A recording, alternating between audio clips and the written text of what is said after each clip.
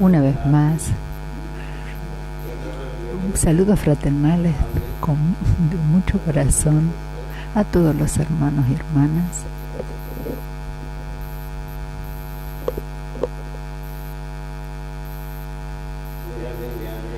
Hemos estado reuniéndonos periódicamente para relacionarnos con la sabiduría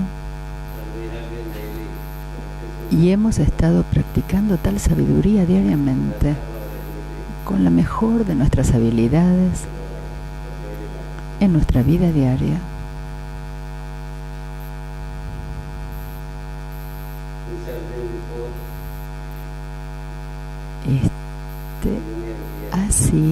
Esta ha sido la cuarta reunión aquí en este hotel, lo que fue explicado ayer por el hermano Gunther ayer como el Castillo Blanco, y aquello que sobre lo que intentamos deliberar.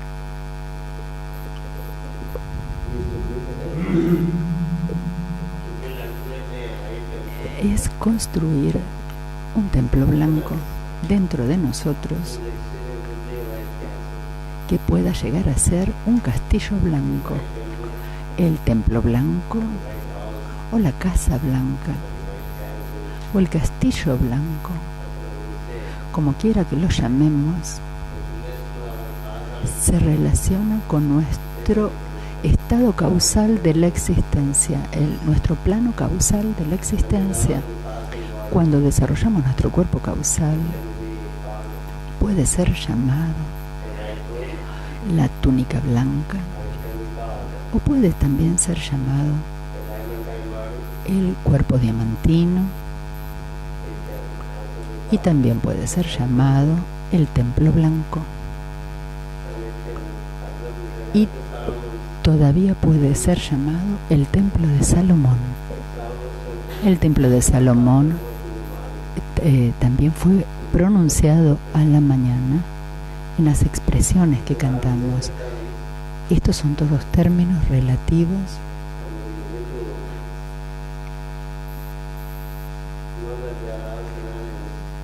y necesitamos saber también que son todos términos que expresan la verdad una, la verdad de la reconstrucción en nosotros del cuerpo causal, que es el mayor de los templos que podemos tener para poder funcionar. Más allá de existen otras dimensiones. Así que construir este templo en nosotros es la esencia de todas las prácticas de sabiduría, y por medio de la construcción de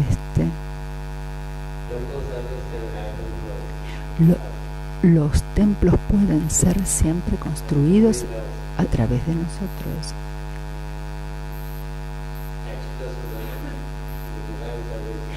por medio de los cuales podemos expresar el servicio divino sobre la tierra. No son desarrollados por los seres de esta tierra. Esto debe ser conocido. Los seres sobre esta tierra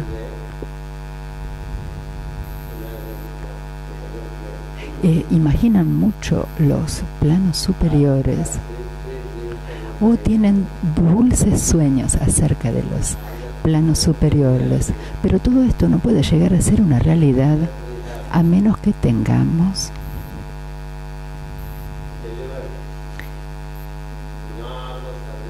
que hayamos hecho un enorme servicio en la objetividad, lo que es llamado por el maestro Dwal Kul como un servicio planetario. Hasta que uno haya hecho servicio a nivel planetario, uno no puede ser liberado de su vida terrena, de sus ataduras terrenas. Pero para poder hacer un servicio así a nivel planetario, el cuerpo de carne y hueso no es adecuado. Necesitamos no solamente hacer que el cuerpo de carne y hueso sea efectivamente útil en el servicio exterior, sino que debemos reforzarlo con el cuerpo de luz dorada y con el cuerpo diamantino, porque cuando tenemos estos tres cuerpos, es decir, el cuerpo de carne y hueso, el cuerpo de luz dorada y el cuerpo de luz diamantina, no podemos hacer realmente el trabajo que libere a los seres humanos de esta tierra. Estos tres cuerpos puestos juntos son simbólicamente llamados el templo de Salomón. El templo de Salomón no es aquello que construimos en la objetividad. Incluso si construimos un templo dorado o un templo de oro, de acuerdo a los materiales que disponemos, hay muchas iglesias, muchas mezquitas y muchos otros lugares que están hechos con oro. Pero esto no es igual a la construcción de un cuerpo dorado. Y incluso estos templos, las iglesias y las mezquitas, les podemos poner diamantes, pero no son realmente templos diamantinos. Un templo diamantino es aquel al que nos referimos como el cuerpo causal o el Karanasarira, o como la túnica blanca, como se lo conoce en Occidente. Este cuerpo que le fue dado a Jesús para cumplir con su tarea. Por favor, tomen nota de esto, de que la túnica blanca se le fue otorgada de acuerdo al espíritu que él tenía. Se lo dio el Cristo en aquel que confiamos, aquel al que se están confiados en los círculos superiores, porque le fue otorgado a él como custodia. Es un cuerpo muy supernatural, un cuerpo de luz diamantina. Este cuerpo le fue dado a Jesús para que él pudiera llevar a cabo ciertos grandes servicios sobre el planeta. La sabiduría nos dice que tenemos la posibilidad de construir los tres cuerpos en nosotros, es decir, uno que es el cuerpo de carne y hueso, que se construye ya desde el momento que estamos en el vientre materno, y después, con el debido cuidado, puede ser construido para que dure 5 ciclos de 7 años. Es así cuando se dice que está completo. Si construimos el cuerpo de carne y hueso con el debido cuidado, siguiendo las regulaciones, puede ser bien construido hasta los 35 años de vida, es decir, 5 ciclos de 7 años. Después de esto se lo puede mantener a través del buen trabajo, y el buen trabajo no es nada más que el trabajo de buena voluntad. La buena voluntad significa que ofrecemos nuestro cuerpo, nuestros sentidos y nuestra mente, e incluso nuestra respiración, solo para ser de algún tipo de utilidad para la vida circundante. Esa es la buena voluntad. La buena voluntad no es un acto débil por 1 o 2 horas, es semanal, o un acto mensual por 1 o 2 horas, sino eso es solo una introducción hacia la buena voluntad. La vida debe ser de ofrenda con todo su potencial para el beneficio de la vida circundante. Esa es la buena voluntad y debe ser hecho con amor. Y cuando esto sucede, ciertas dimensiones internas se abren en nosotros, dando nacimiento al cuerpo dorado y más tarde dando nacimiento al cuerpo diamantino. Así que la construcción de estos cuerpos es lo que se llama la construcción de los templos. El cuerpo puede ser un templo porque en él está el alma, que es la imagen de Dios. Dentro del cuerpo existimos y somos la imagen de Dios. O somos llamados el Hijo de Dios. Así que en nosotros Dios existe y para nosotros existe el cuerpo.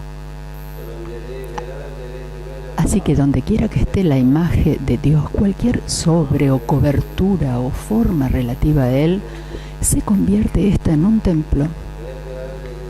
Y donde quiera que haya un templo, hay trabajo del templo. El servicio del templo sucede. El servicio del templo es el servicio para la sociedad en su totalidad. El templo no existe allí para sí mismo. No tiene ese sentido, sino que está para la sociedad en su totalidad. Lo mismo que una iglesia, una mezquita. Allí nos relacionamos con la imagen de Dios. Por lo tanto, construir este templo es una dimensión esencial en nuestra vida.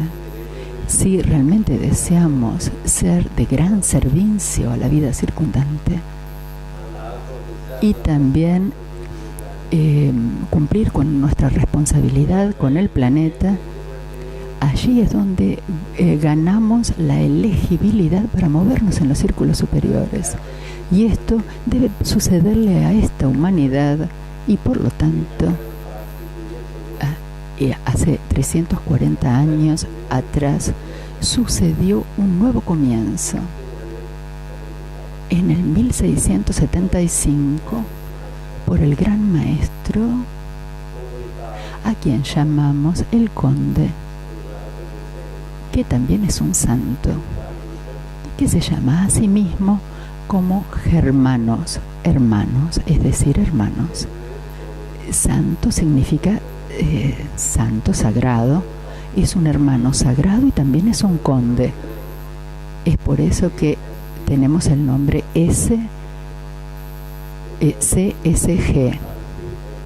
A él se lo llama CSG. Y si transformamos estas letras en números, llegamos al número 11. Y el número 11 es un número maestro. Si contamos numéricamente los números de los sonidos si, viví, también llegamos al número 11. De la misma forma, tenemos formas de conocer a través de los nombres la clase de la energía que el poseedor del nombre lleva en sí. Así que este maestro tomó la responsabilidad en beneficio de la jerarquía, la responsabilidad de construir en gran medida, traer en gran medida las energías necesarias para poder construir este templo que es llamado la energía del séptimo rayo, que nos permite el autogobierno para comenzar, y después de esto, como un rey, servir a la vida circundante, cesando de servirnos a nosotros mismos. Cuando estamos ocupados en servirnos a nosotros mismos, no somos un rey. Cuando nos ocupamos de servir a los otros, Los otros incluyen no solo a los seres humanos, sino también a los animales y a las plantas. Cuando nuestra vida está dedicada a servir a los otros, tendemos a ser lentamente de ser un sabio a ser un santo y también a ser un conde. Así que él no es solamente un santo, sino que es un conde y es lo que llamamos un Raja Yogi. Raja Yogi significa un santo real. Hay santos que les gustaría ser reales, reyes, pero su área de servicio continúa creciendo hasta ser un emperador. Es una cuestión de servir más y más a más en más extensión y más profunda. En profundidad, cuando crece así el servicio, uno primero se libera y después para de servirse a sí mismo, mientras que se ocupa de servir a la vida circundante. Es por eso que servir a la vida circundante, cuando hacemos esto, tendemos a olvidarnos de nosotros mismos. Este servicio es posible para cada ser humano, porque cada ser humano tiene en sí estos potenciales. Estos potenciales han comenzado a operar, a funcionar paso a paso. Paso a paso se han desarrollado de manera tal que existe una expansión continua y regular en la cualidad de servicio y también en la magnitud del servicio. Así que lo que se intenta es hacer un gran trabajo. En el 1675, cuando el maestro inició este trabajo y cuando él en el año 2008 alcanzó un determinado nivel en el trabajo que él había hecho. Es allí donde hubo una celebración en el ashram de Séptimo Rayo por haber completado 333 años de servicio en esta nueva era, en este ciclo, en relación con el trabajo de Séptimo Rayo, que fue lo que fue celebrado en los ashrams jerárquicos. Solo en este contexto, en el año 2008, el pequeño libro de la llama blanca se dio a conocer, en donde se menciona también la celebración de los 333 años. Y después, hasta el día de hoy, en el año 2017, estamos hablando de estas dimensiones de la sabiduría, es decir, del séptimo rayo que es entrante y de la construcción del templo. A la mañana, durante la plegaria, he recibido un tip que diariamente, antes de que hagamos nuestras enseñanzas matutinas y vespertinas, leamos una meditación oculta proveniente del maestro CBB, que es el verdadero templo con el que debemos relacionarnos. Voy a decirlo y ustedes por favor repítanlo. Así que de manera tal que lo digamos juntos. To whose temple the art is established, in whose temple the sun is the image of God, to whose temple the moon goes every month and brings the message out for every full moon, and whose message the moon sings, as a word of 16 letters. His religion, I belong to. His temple, I visit. His name, I utter. His glory, I sing. To him, I offer the lotus of my day. To him, I offer the lotus of my night. In his name, we live. In his temple, we live. In him, verily we live. Until he opens his eyes. In his name, he lives. In his temple, he lives. In him, verily, he lives. As he opens his eyes in us. Estas son los dos pensamientos dados por el maestro Sivivir relativo al templo, que nos fueron dadas a todos nosotros y que ahora están a disposición en inglés, en alemán y en español. Yo he pensado en que podía presentar estas dos meditaciones por la simple razón de que el templo en el que pensamos es el templo solar, y el templo solar no es otra cosa que el sistema solar como tal. Normalmente nuestro pensamiento acerca del templo o la iglesia o la mezquita o cualquier lugar de adoración es muy limitado.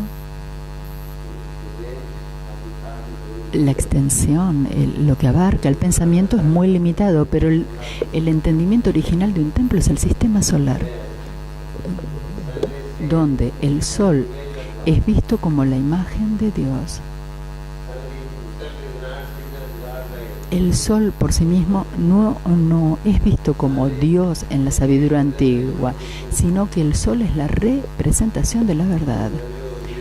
Así que cuando invocamos a la luz del sol y vamos más allá de la luz del sol, entonces experimentamos a la verdad una.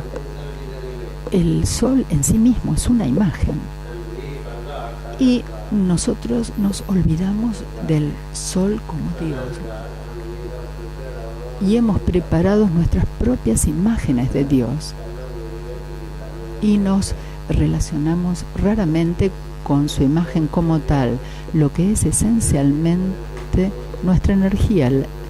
La energía de nuestra alma es la energía del sol, y el sol en sí mismo emerge de una fuente de donde provenimos todos. Así que nos paramos de relacionarnos con el sol, de relacionarnos con el fuego, paramos de relacionarnos con el aire, paramos de relacionarnos con el cielo y las estrellas, e incluso paramos de relacionarnos con la luz de la luna y las 16 diferentes sombras de luz que nos presenta la luna, y construimos pequeñísimas religiones y formas muy pequeñas de templos, iglesias o mezquitas o cualquier otro lugar de adoración. Si tenemos en cuenta a los celtas, a los druidas, a los sirios, a los caldeos o los sabios védicos del este, o a los hombres sabios de China, o respecto a esta materia de cualquier otro lugar, la comprensión de Dios es muy diferente de la que llevamos hoy día, la que tenemos hoy día, y siempre está relacionada con el sistema solar y también con el sol central y el sol cósmico, que ahora es reintroducido a través de las enseñanzas de la jerarquía a toda la humanidad en su totalidad. Hoy hablamos del sistema cósmico, el plano cósmico, plano solar, plano planetario. Ya hablamos del sol cósmico, del sol central, del sol planetario. Estos tres soles puestos juntos se dice que son Sol Om On. Salomón, ¿a quién llamamos? ¿De quién decimos? Om es el centro cósmico solar. Sol se dice que es el centro solar central y On se dice que es el centro solar planetario. Cuando pronunciamos Sol Om On, nos estamos relacionando con los tres soles en nosotros y los tres soles del universo. Los tres soles se relacionan también con nuestro centro del corazón, nuestro Ajna y nuestro Sahasrara.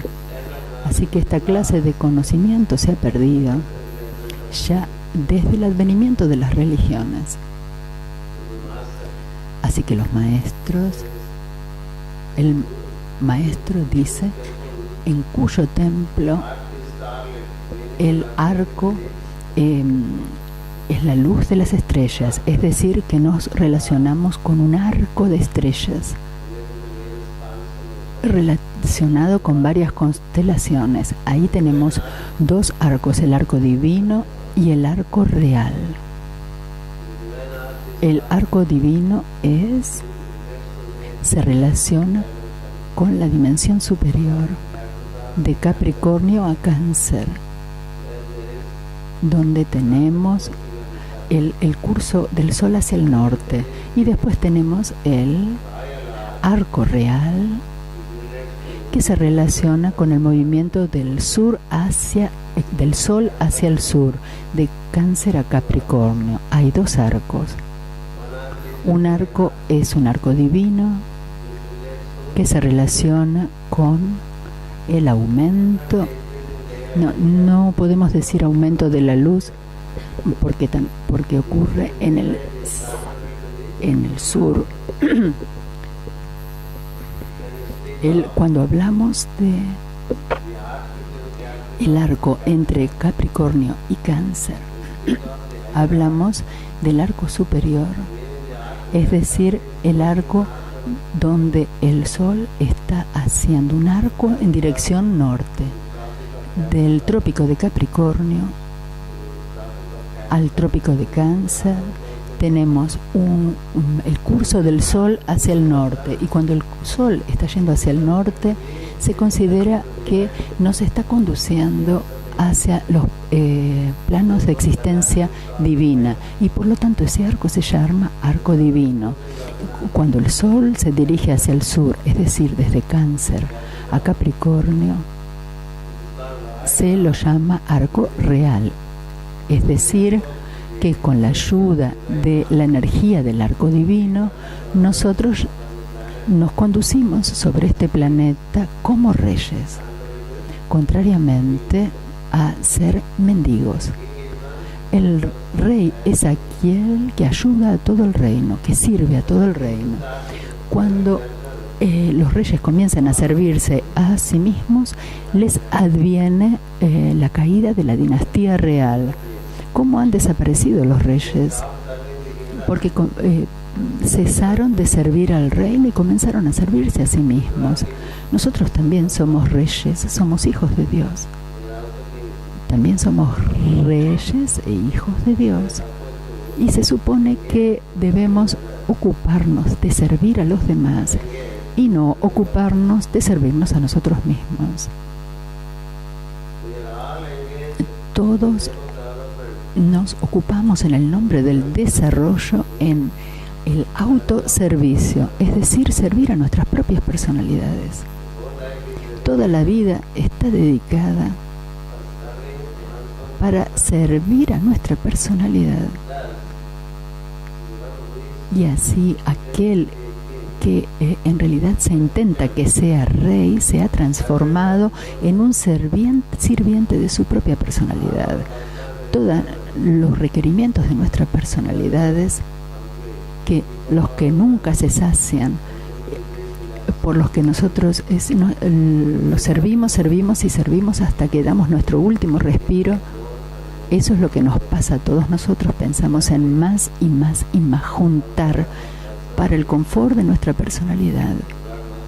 Esto es lo que el maestro Dwalkul dice en uno de sus libros, como que las almas se han transformado en subsirvientes de las necesidades de la personalidad. Es decir, que todos nos ocupamos de servirnos a nosotros mismos y a juntar cosas alrededor de nosotros y demandar cosas para nosotros. Pensamos en nuestra propia salud en vez de en la salud de los demás. Pensamos en nuestras propias emociones, que en vez de ayudar a las emociones de los otros, siempre pensamos en cómo mejorar las condiciones para nosotros mismos en vez de pensar en desarrollar mejores condiciones para otros. Pensamos en ganarnos nuestro propio pan y no nos damos cuenta de las molestias que les causamos a los otros con esto y de la violencia que originamos. Por lo tanto, la humanidad tiende a ser más y más sirviente de sí mismo y ni siquiera nos servimos a nosotros mismos, sino que somos sirvientes de nuestra personalidad, es decir, del cuerpo, de las relaciones que desarrollamos con este cuerpo, y buscando más y más y más confort para este cuerpo. Y esto nos reduce a ser sirvientes de la personalidad y no maestros de nuestra personalidad. La práctica de la sabiduría es entrenar a la personalidad, montarnos sobre ella y después servir a la vida circundante con el alma presidiendo sobre la personalidad. Pero en vez de que el alma presida la personalidad preside sobre el alma. Y consecuentemente las cosas se han invertido, están cabeza abajo. En vez de montarnos sobre el caballo se monta sobre su amo. Entonces no hay más viajes si sucede esto. Así que en este contexto tenemos que revertir las inversiones de las que sufrimos. Así que la meditación que acabo de leer habla del templo donde el arco está hecho de estrellas. Nos relacionamos muy raramente con las estrellas. También habla del templo donde el sol es la imagen de Dios. El sol simbólicamente es el alma, que es eso que somos. Ya desde el primer momento que tuvimos alma, cuando surgimos, porque nosotros somos el alma, este alma tiene una personalidad y la personalidad tiene un cuerpo. Así que por lo tanto, el sol es la imagen de Dios y el alma es reflejo del espíritu. Y entonces el arco de estrellas es la parte superior del cuerpo. Si vemos el diafragma, que es la línea de demarcación entre el torso superior, la parte superior del hombre y la inferior del hombre, entre estas dos partes existe la división en el hombre por medio del diafragma. La parte superior del diafragma consiste de el arco divino y la parte inferior del diafragma consiste de el arco real, que tiende a desaparecer. Los dos arcos desaparecieron en nosotros. Los centros superiores están por sobre el diafragma. El corazón, la garganta, la ajna y el sahasrara están todos en la parte superior del diafragma, por arriba del diafragma. Y la parte inferior, el plexo solar, el sacro y el base, el centro de base. La parte inferior no está alineada con la parte superior porque la parte inferior tiene un programa diferente de autosatisfacción, en vez de alinearse con la parte superior del cuerpo y llevar a cabo el propósito del alma. La personalidad debe alinearse con el alma. Y eso no está teniendo lugar. El trabajo del séptimo rayo entrante es el conducirnos fuera de los templos objetivos de las iglesias y las mezquitas que hemos estado locamente construyendo en toda esta época. ¿Por qué han surgido todos estos templos en Occidente? Digamos desde la centuria décima a la quinceava. Si tomamos todos estos templos, todas estas construcciones de templos, digamos de hace 2000 años, antes no teníamos esto así, hemos construido y construido estructuras gigantescas, iglesias gigantescas, donde se practica la religión cristiana, y templos en el este, o lugares de adoración. Cualquier sistema de teísmo, solo en la edad de Kali ha hecho construcciones gigantescas, estructuras de cemento y de arena donde hay oro y le ponen diamantes.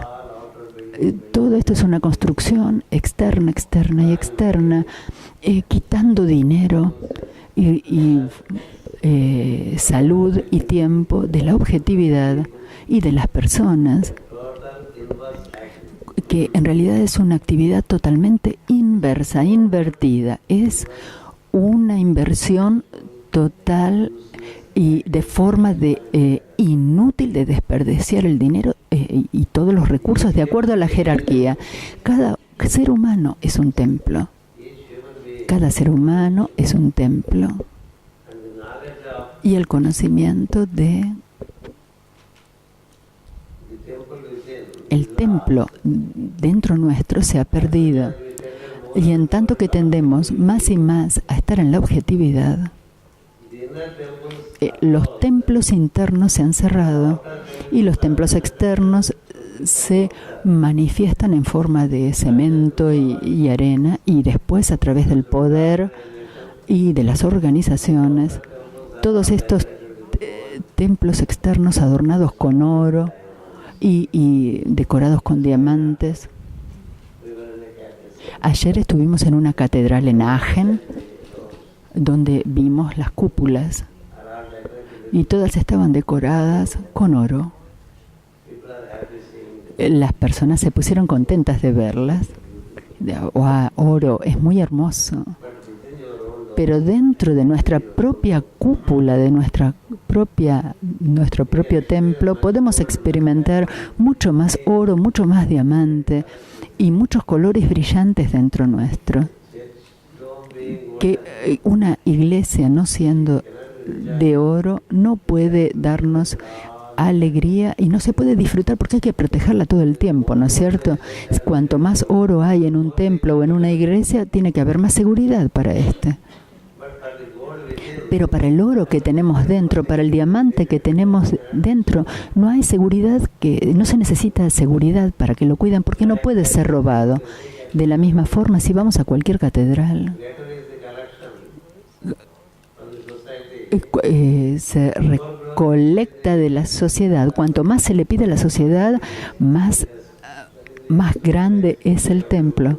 Por todos lados, en el este y en el oeste, tenemos templos.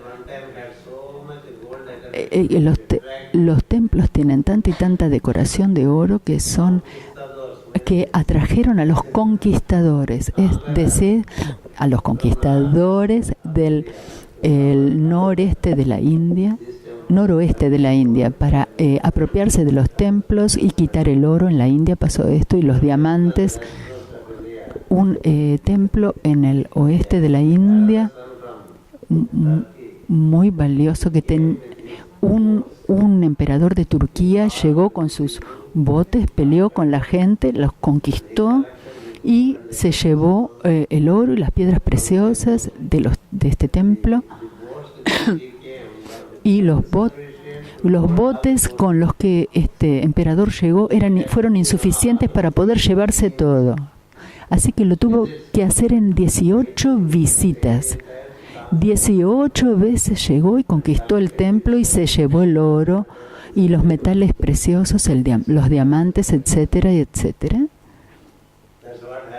Esto es lo que sucede cuando manifestamos cosas en el exterior en términos de oro, piedras preciosas y diamantes. No necesitamos porque tenemos la misma cualidad dentro nuestro y nadie la puede robar. Pero en esta era, siendo una era de ignorancia y de oscuridad, por sobre todo el planeta sin excepción, tenemos la manifestación de los templos en el exterior, los que se han transformado en una representación de nuestra ignorancia desde el punto de vista de los maestros. Puede que no sepamos que en el Krita Yuga no había templos, porque ya tenemos un templo alrededor nuestro. Hay un templo alrededor nuestro, teniendo al sol como la imagen de Dios y teniendo las estrellas que presiden las 27 constelaciones, dentro de las que se mueve la luna cada mes.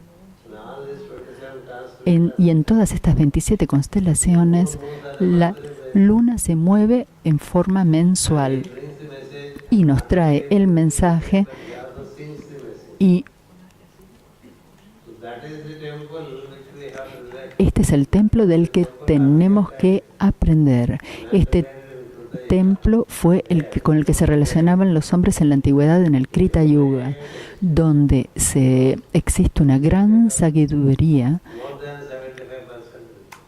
que lleva más del 75% de toda la sabiduría. En el Krita Yuga también tampoco hubo templos. Si nos retrotraemos a la época lemuria, no había templos. Y si vamos a la Atlántida, ahí sí que había templos. Esto ya fue una caída. El más grande de los templos de la Atlántida fue el Ibis. Y siempre se sucedieron guerras para poder conquistarlo. Conquistar el templo de Ibis, para esto se hicieron siempre guerras, porque había mucha manifestación externa de riquezas. De la misma forma, en la primera parte del Dwapara Yuga no había templos. Solo en la segunda parte del Dwapara Yuga se comenzó a construir templos. Pero aquellos que se relacionan con la sabiduría antigua no creen en la construcción de templos, porque ya hay un templo del dios solar, con los 7 principios planetarios, con las 7 luces. El templo ya está allí como el sistema solar. Y entonces tenemos a la imagen de Dios como nuestro sol. Y Él es imagen del sol central. Y a través del Gayatri regularmente cantamos o le cantamos a este sol que se relaciona con el sol cósmico y más allá, y que es el que nos trae esa luz a nosotros. Si podemos realmente entender el espíritu del Gayatri, el canto del Gayatri nos va a permitir la construcción de los 3 templos en nosotros. Cuando hablamos de Vargodeva, hablamos del sol cósmico. Cuando hablamos de Savitru, hablamos del sol central. Y cuando vemos al sol con el que nos relacionamos, hablamos del sol planetario. Hay un sol planetario, Savitru, el sol central, y Vargodeva, el sol cósmico. Y nosotros invocamos las energías de estos 3 soles en nosotros y regularmente construimos el templo de Salomón en nosotros. Este es el mismísimo intención del Gayatri. Nadie nos dice esto, ni siquiera el mejor de los libros, porque no todo puede ser dicho, sino que debemos darnos cuenta de esto por medio de relacionarnos con él. Así que los sabios que nos dieron el Gayatri creían en la transformación de cada ser en un templo. Creían en poder transformar a cada persona en un templo. Es por eso que llegó el Gayatri con ayuda de la jerarquía a nivel global. Y ya en casi cada comunidad de la humanidad se conoce el Gayatri. Esto nos va a permitir la construcción del templo con 3 soles en nosotros. El templo con 3 soles es el templo de Salomón. Así que un templo así puede ser construido en nosotros cuando cesamos de relacionarnos con el exterior y comenzamos a relacionarnos con nosotros, con nuestro interior.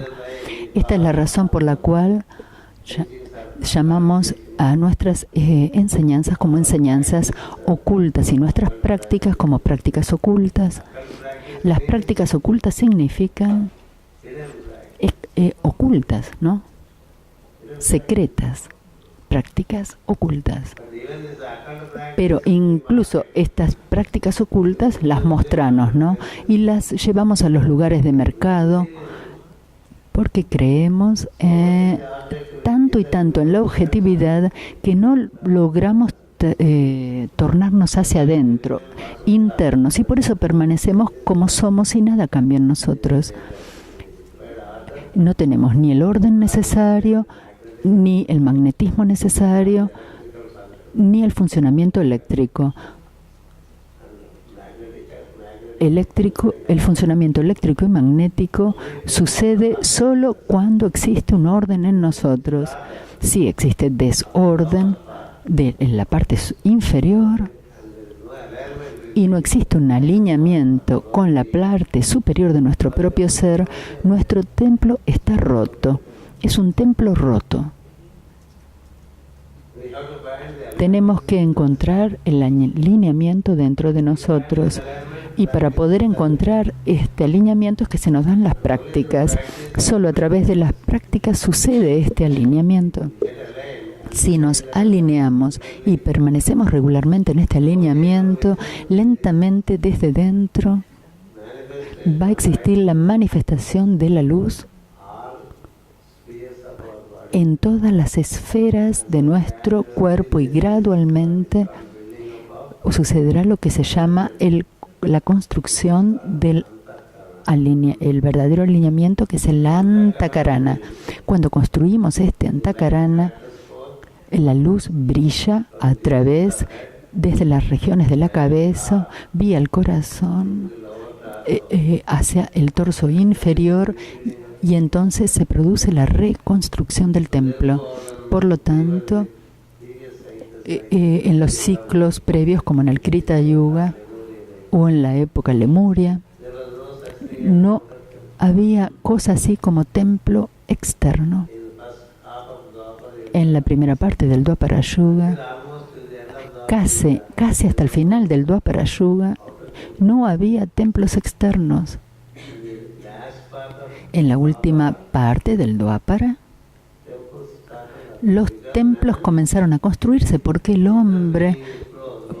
cerró el ser interno y solo el ser externo comenzaba a estar más activo y más activo. La personalidad creció y el alma se obscureció por medio de nuestro descenso hacia la personalidad. La personalidad fue casi devoró al alma, y la personalidad comenzó con su vanidad y comenzó a mostrarse y a realizar cualquier clase de actividades externas. Por lo tanto, cuando llegamos al Kali Yuga, más y más y más templos fueron construidos. Muchos templos. La mayoría de las iglesias gigantescas fueron construidas entre los siglos X y XV. Construyeron. Y hoy día no hay forma de mantener esa estructura, ¿no? ¿No es así? Es como construir cuerpos gigantescos que no podemos mantener.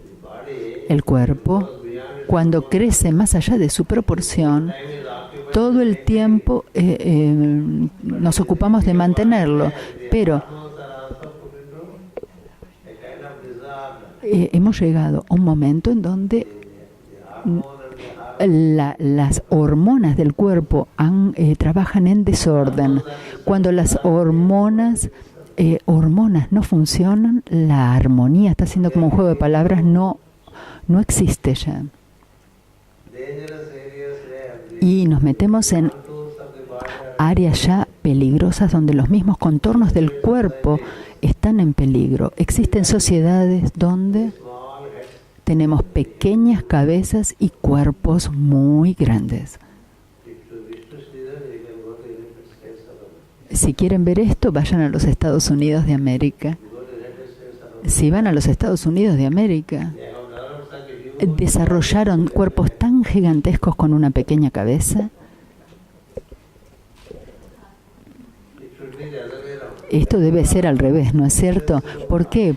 Porque se relacionan demasiado con la objetividad, demasiada relación con la objetividad, excesiva actividad externa. No hay inclinación para volverse hacia adentro, pensar dentro, ir más profundamente en nuestro propio interior y movernos hacia la parte superior del cuerpo, del ser, y hacer descender la luz superior a la parte inferior del cuerpo.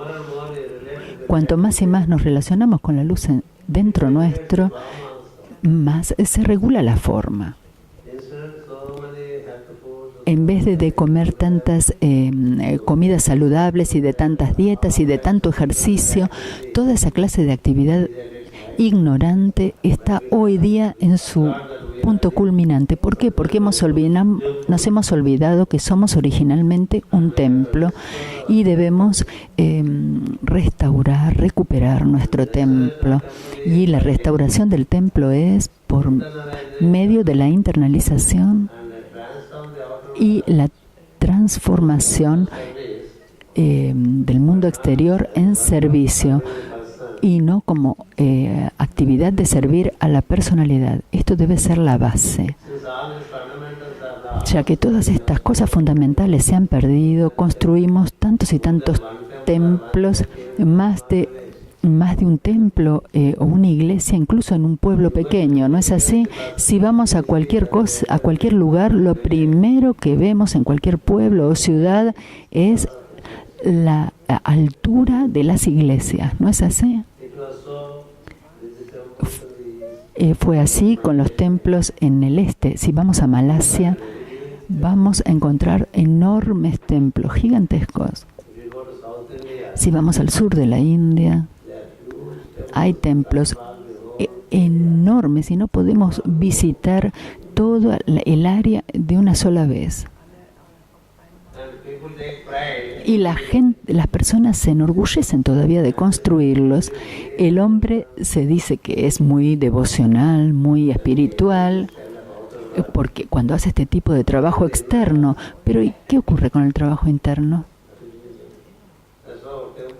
Es así como los templos se convirtieron en lugares de poder, de política.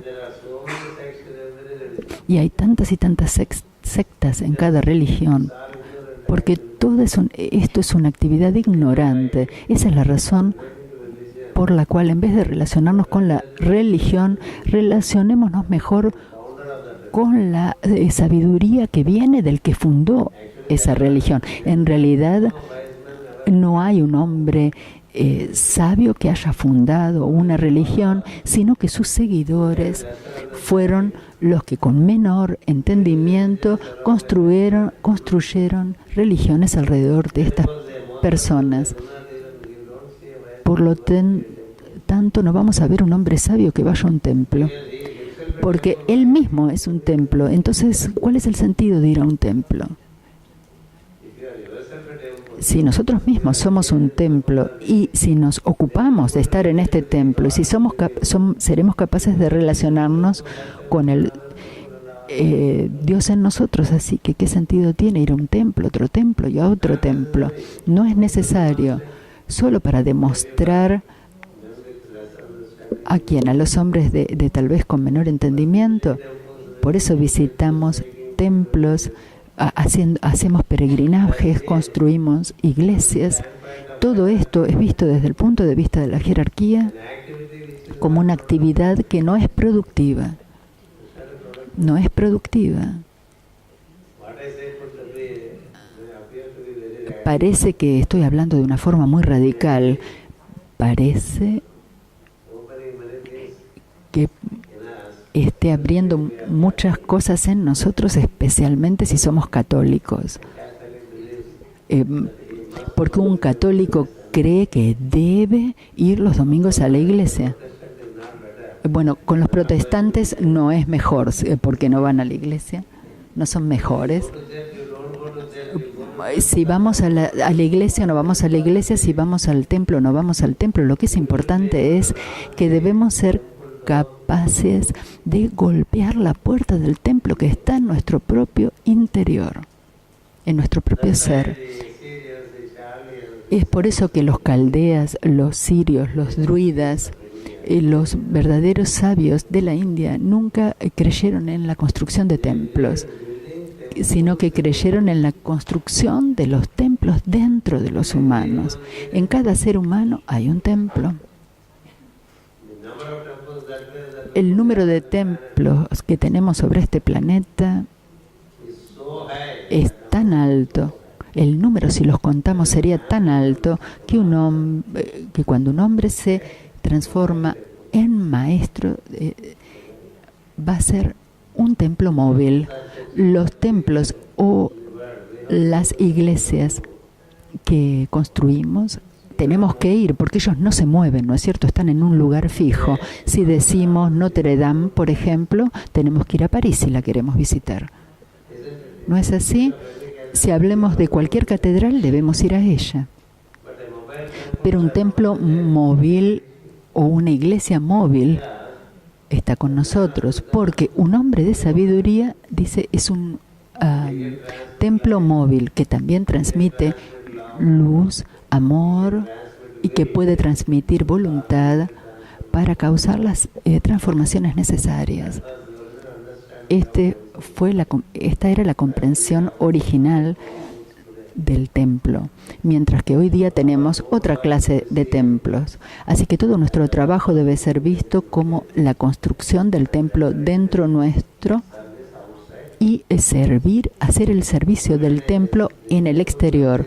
En los tiempos antiguos los templos eran vistos como lugares para poder aprender y para apoyar a la parte más débil de la sociedad. Así que si nuestra personalidad se transformará en un templo, si se dedica a servir a los débiles y a los pobres, débiles y a los débiles. No se habla solo de débil económicamente, sino que puede ser mental, emocional, físicamente débil, económicamente débil, de salud débil. Estos son los débiles. Si a alguna persona le falta la salud, es débil de salud, ayudémoslos por medio de la curación. Si es económicamente débil, ayudémoslos a que se pare sobre sus propios pies. Si es físicamente débil, ayudémoslos con alimento que lo alimente.